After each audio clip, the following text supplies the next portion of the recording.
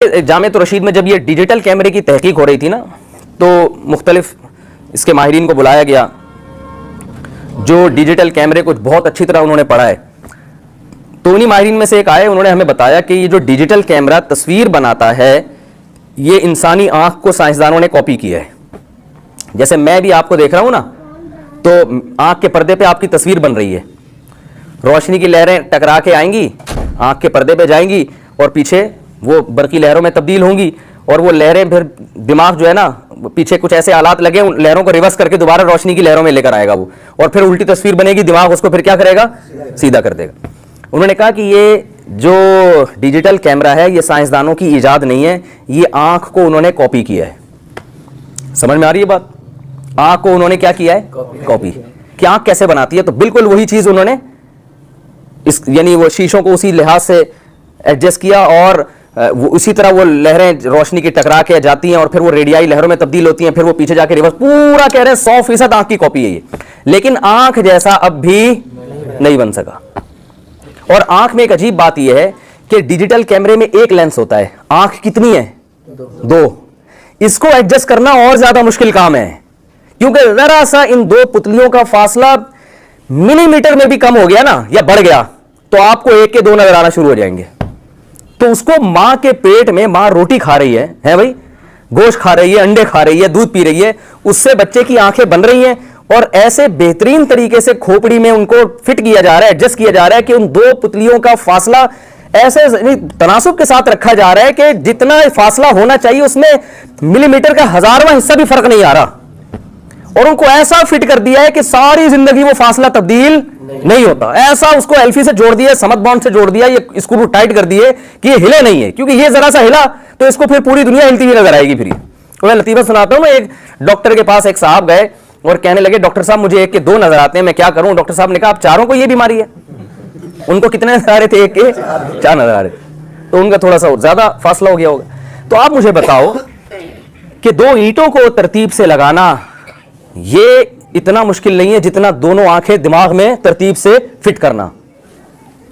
तो दो ईंटें कभी इत्तेफाक से नहीं लगी होंगी, ये दो आंखें कैसे फिट हो गई? बात बताओ कि कॉपी आसान होती है या ओरिजिनल? देखो, चाइना कॉपी बनाता है ना, सैमसंग की दर्जनों कॉपियां उसने मार्केट में फेंकी हुई हैं।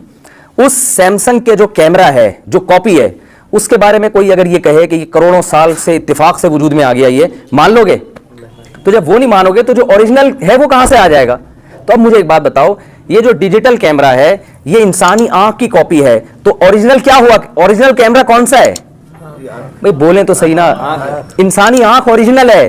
तो आप मुझे बताओ, जो कॉपी किया हुआ कैमरा है उसके बारे में अगर डार्विनियन नजरिया पेश करता कि अरबों खरबों साल में शीशे मीशे आपस में इत्तेफाक से जुड़ गए और पिघल के रेत शीशा बना और यूं एडजस्ट हो गए और इत्तेफाक से ही बैटरी आगे ठा करके उसमें लग गई और वो वीडियो बनना शुरू हो गई, कोई मानेगा दुनिया में? नहीं मानेगा, उसको तो नहीं मानेंगे। और जिस कैमरे की कॉपी करके बनाया गया है, जो मां के पेट में बन रहा है, रोटी खा के बन रहा है, दूध पी के बन रहा है, कोई ग्लासेस इस्तेमाल नहीं हो रहे उसमें। अजीब बात है ना। देखिए, मां पहले रोटी खाती है, खून बनता है सिर्फ, जैसे ही बच्चा पेट में आया, अब मां रोटी खाएगी तो बच्चे का जिगर भी बनेगा, दिल भी बनेगा, तो उसी रोटी से दिमाग भी बनेगा, फेफड़े भी बनेंगे, और हर चीज बनती है। और इधर बच्चा बाहर आया तो अब कुछ भी नहीं बनेगा सिवाय दूध के। अब बच्चे का उसी रोटी में कैसे करिश्मे रख दिए भाई उसने। जब चाहता है उस रोटी से बच्चे की आंख बनाता है, जब चाहता है उस रोटी से बच्चे के बाल बना देता है, जब चाहता है उस रोटी से नाखून बना देता है, जब चाहता है उससे हड्डियां बना देता है, और जब जरूरत नहीं रहती तो अब बच्चे के लिए दूध बनाता है और दूध बना के उसको मां की छातियों में पहुंचा देता है। और बच्चा जब पैदा होता है, कुरान कहता है ला तालमून शैआ, तुम्हें कुछ भी नहीं पता होता जब तुम पैदा हुए हो, लेकिन उसे यह पता चल जाता है कि दूध कहां से मिलेगा और कैसे मेरे हलक में उतरेगा। फौरन बच्चा पैदा होता ही मां की छातियों की तरफ लपकता है वो। ओ भाई, ये इत्तेफाक से नहीं हो सकता। अब मैं आपको एक बात कहता हूं कि साइंसदान डिजिटल कैमरे के बारे में तो नहीं कहते कि ये इत्तेफाक से वजूद में आया है, लेकिन अपने बारे में कह देते हैं कि हम इत्तेफाक से वजूद में आए हैं। वजह पता है क्या है इसकी? वजह है भाई? नहीं मालूम ना? इसकी वजह यह है कि इसके खालिक वो खुद हैं, समझ रहे हैं?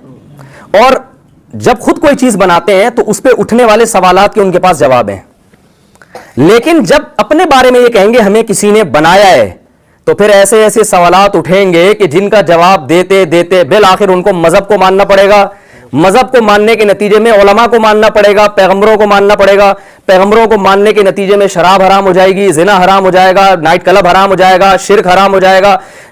और ये जो उन्होंने पूरी दुनिया में जो एक तूफान बेहयाई का खड़ा हुआ है, सूद हराम हो जाएगा। वो सारी नमाज फर्ज हो जाएगी, हज फर्ज हो जाएगा, ज़कात फर्ज हो जाएगी, और माँ बाप को ओल्ड होम में जमा कराना हराम हो जाएगा, और बीवी पर शौहर की इताअत वाजिब हो जाएगी, और शौहर पर बीवी का खर्चा वाजिब हो जाएगा, और नजर की हिफाजत फर्ज हो जाएगी, और जो है ना गरीबों का खाना। ये इतने सारे वो चीजें स्टेप बाय स्टेप मानना पड़ेगा कि नतीजा ये निकलेगा कि आखिर में उनको मजहब की जरूरत को मानना पड़ जाएगा।